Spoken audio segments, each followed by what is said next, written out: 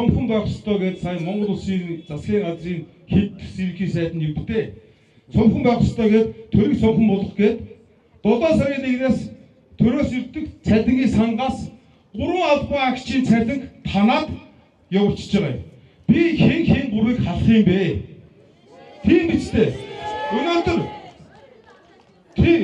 төр цомхон байх ёстой юу өөр юмнаас хэлмээр байна. Багш нар маань Улаанбаатар төвлөө дээр жагсаад цалингаа 15% хүртэл нэмүүлэх хүртэлх хэмжээнд усан үрлэг гишүүдийн чихэл хүрч байгаа. Өнөөдөр бидний дундаас мөнх сайхан чим бүрэн багдгүй дараагийн сайд нь шивдгийн мэрэгтэй хүмүүс. Энэ хоёр хүнд бид нар маш их итгэл хөргөж ирсэн. Мэдлэг, чадвар, одоо туршлага, за царай зүс бие хаа бүх юмараа үнэхээр лидер байсан. Мөнх сайхан сайд чим бүрэн хоёр. Тэгэхэд өнөөдөр яг юу дуурав?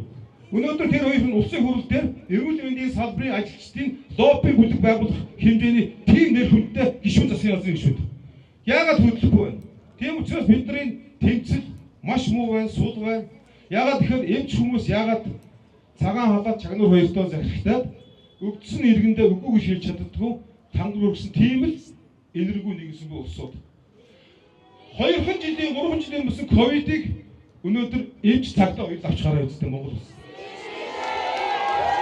100 хүний амийг сэтгүүч 50 хүний амийг авч эрүүл 50 хүнийг авч осорсон тийм статистик үзүүлэлтээр ажилласан одоо энэ дараа бүхэн яг тэр үед бүтээр энэ салбарыг үдирч явлаа. Үнэндээ. Тэгэхээр тэр үед бид нар олуулаа гэдгээ мэдсэн өнөөдөр их сөөхөн байна шүү байна. За тэгэхээр одоо ингээд би янз бүрийн өмнө самууд уруу татахгүй мэдээж энд бид нар өргөө гүйцэтгээд ийшээ ороод нэг өвчтөндөө үгүй гэж ядахгүй ажиллаа.